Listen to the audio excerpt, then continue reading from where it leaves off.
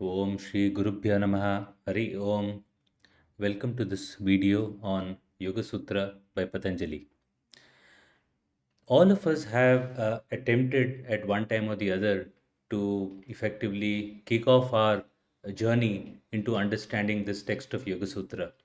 Uh, but as we attempted it, first exposure that we get is probably from the yoga class that we all attend, where we probably hear some nuances or some small aspects of the yoga philosophy being conveyed by the teachers there. Some of us are kindled by this thirst of wanting to know more, and most of us invariably end up going to YouTube or probably going to Amazon or some other website to buy a textbook on Yoga Shastra itself. But my own experience has been rather troublesome in the sense that the very first text I came across on Yoga Sutra was by a translation by Swami Vivekananda. It's a small book, and the translation is not very long. The commentary given is very precise and compact in that sense. But I can say that from my first experience, pretty much the entire text went over my head. I struggled to read it, and I had to make about 4 or 5 attempts to start getting more and more familiar with what Swamiji was attempting to convey. Later, I've dabbled with many other books, but clearly it was a challenge to absorb the ideas of this particular text. And that is precisely the problem which all of us face, which is not only are the detailed texts very technical and therefore difficult to absorb, but the point is, even when we hear somebody, most of the Swamijis end up taking a sutra by sutra approach, and there are about 195 sutras here. So that becomes too detailed, and often we get lost somewhere in the middle, and some of us probably step back and do not pursue understanding the text further. One thing very clear is that Yoga Sutra, of course, is situated within the overall conceptual framework of Sanatana Dharma itself. But the way Sanatana Dharma is, conveyed within the ecosystem, of course, in educational institutions in India, nothing is taught about it because it is conceived of as a religion. But even from parents, the way we are taught these sort of ideas, clearly it is very difficult to understand Sanatana Dharma given its vast corpus and given our own muddled approach in even connecting with the overall framework of Sanatana Dharma, getting to understand Yoga Sutra again becomes a little more difficult. So, what this video will attempt to do is to provide a basic overall conceptual framework within which a text like the Yoga Sutra can be understood. So hopefully, if the all of you connect with the approach given here, then with this backdrop, we can go into the text, read the commentaries, listen to Swamiji's, and we can connect with the wider ideas much better. So that is the intent of this particular video. It is going to be a serious video. It will not have animations. It will not have music. It will be just a PPT with a voiceover. So if you have appetite for something as serious as this, let's continue the journey. The word that you see here at the bottom is sadhaka drishti, and the whole orientation of these bunch of videos is to convey or understand Yoga Sutra from what is referred to as a sadhaka drishti.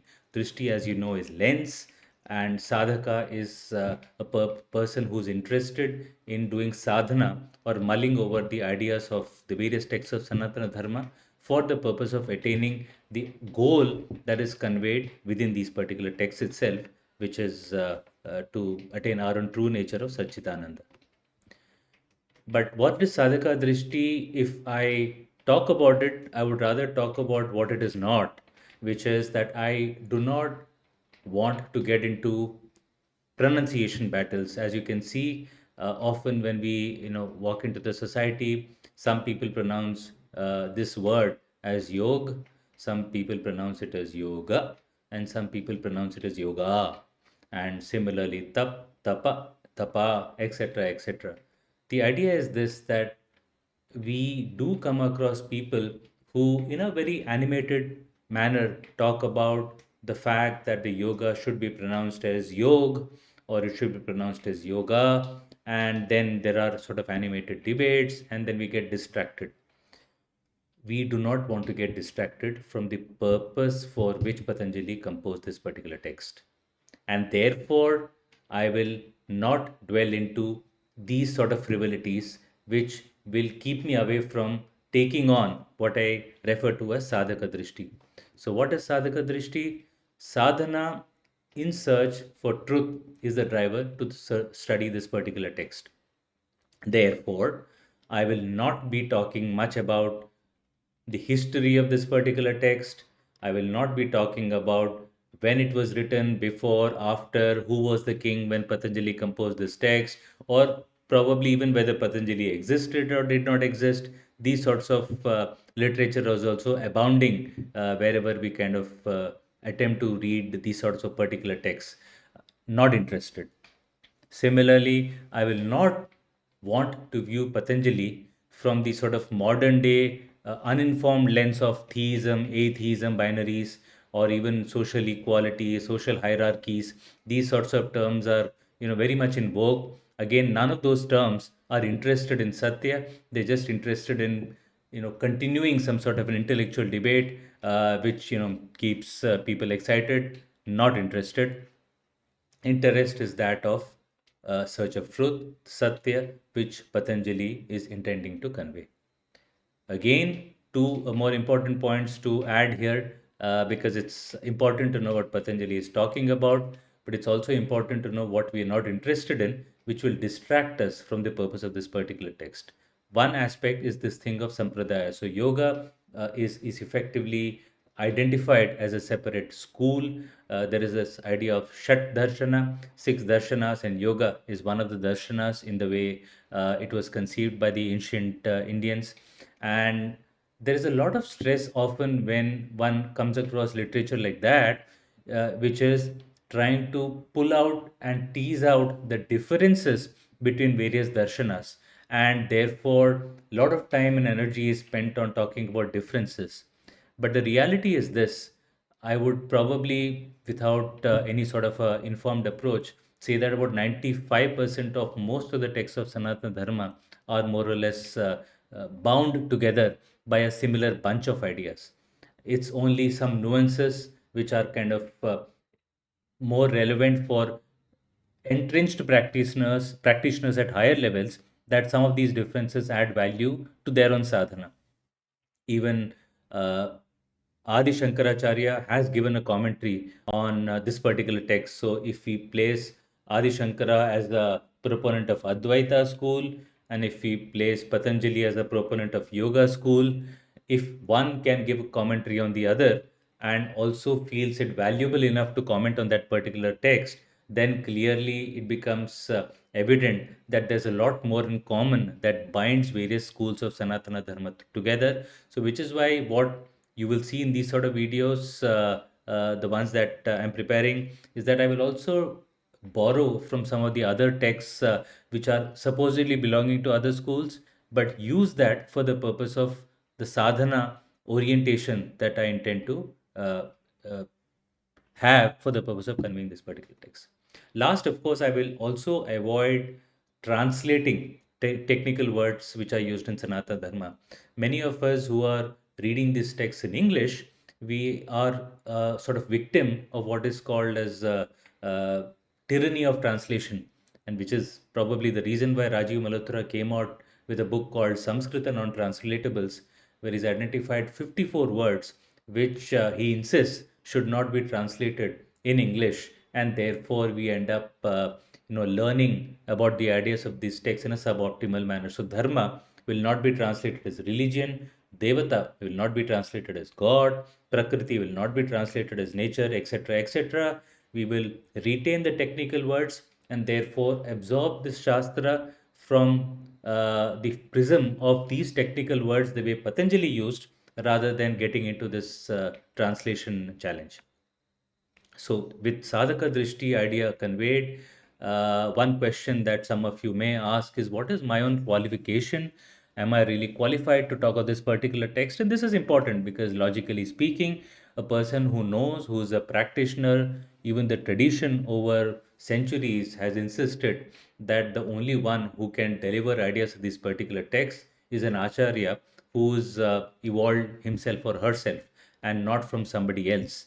But I am referring to this Subhashi. I am taking help of this Subhashita, which reads as Acharya Padama Datte Padam Sishya Swamedhaya Sab Brahmacharibhya Padam Padam Kalat Kramena Cha, which is that learning for anybody can happen from four sources. One is from a qualified acharya who's living the lifestyle of Sanatana Dharma, one from our own intelligence, one from a fellow student, and one from experience. So I would position myself as a fellow student, and with that qualification, I will be conveying the ideas of these texts. So some ideas I may get it right, some of the ideas I may not get it right. And probably if you are a more advanced practitioner, then surely you should be able to see some of the mistakes I am making and maybe give me feedback in the YouTube comments. And if some of the ideas I'm conveying well, then it probably reinforces your understanding as a fellow student. So my qualification, therefore, is that of a fellow student. And what better way to get into this particular text uh, by invoking the blessings of Sri Ganapati? So, Vakratunda Mahakaya Surya Koti Samaprabha Nirvignam Kurme Dev Sarvakaryeshu Sarvada. And of course, without leaving the main person who's actually composed this particular text and composed various other texts, we bow down to him. Yogena chittasya padena vacham malam sharirasya cha vaidyakena yopakarottamam pravaram muninam patanjalim pranjaliranatosmi. Now we come to this idea of the framework that you will see consistently being used throughout this particular text. All the ideas conveyed by Patanjali are effectively put together into four buckets. And what are these four buckets? You will see Sri Tripura Sundari being represented here. And apart from the blessings of Ganapati and Patanjali, I will also take her blessings and thanking her for allowing her to be used as a representation of Sanatana Dharma, which is a Nitya Yavana, which is ever fresh, and therefore uh, I'm using her as a representation to convey the ideas of Sanatana Dharma. And what are these four ideas that Dharma uses? Any text, even text like the Bhagavad Gita, for example, or any other text within Sanatana Dharma, I see as bucketed into four sort of domains. One aspect which is central, which is the hridaya of all the texts, is the Satya itself, around which everything is kind of built up. So the first aspect to talk about, which is the core of any text within Sanatana Dharma, is Satya itself. In some aspects, in some texts, the Satya aspect is not dwelt upon. In some of the other Shastra, like the Upanishad, that is the only focus. So the emphasis may vary from text to the text, but clearly these four aspects will continue to be relevant for any text of Sanatana Dharma. So Satya is one. What is our own true, eternal, real nature? That's Satya. Second aspect which is relevant is Srishti. How has the universe come about? How has the universe come about in a form and manner that I see all around me? How did I come about? One cannot understand those aspects the way Sanatana Dharma sees it unless Srishti is understood. So Srishti is the second aspect that even the Yoga Sutra will be, conveyed here, and this section will be fairly large, but hopefully interesting enough. The third aspect are the niyama, which is more about how our own mind works, which is the yoga psychology, if you can put it that way, and the ideas conveyed within Patanjali Yoga Sutra. Some of the sutras talk about the niyama itself, and last, of course, is the upasana. So, having known the Satya, having known how today has come about, having known how my mind works, we talk about upasana, which is the way we can then mold ourselves discipline ourselves, reorient our lives in a form and manner that we attain the eternal Sanatana Satya, which is our own true identity. So, these are the four domains within which this text will be talked about. And I will pause this particular video. And once you absorb this sort of a backdrop, then we are ready to get into the main text itself. Very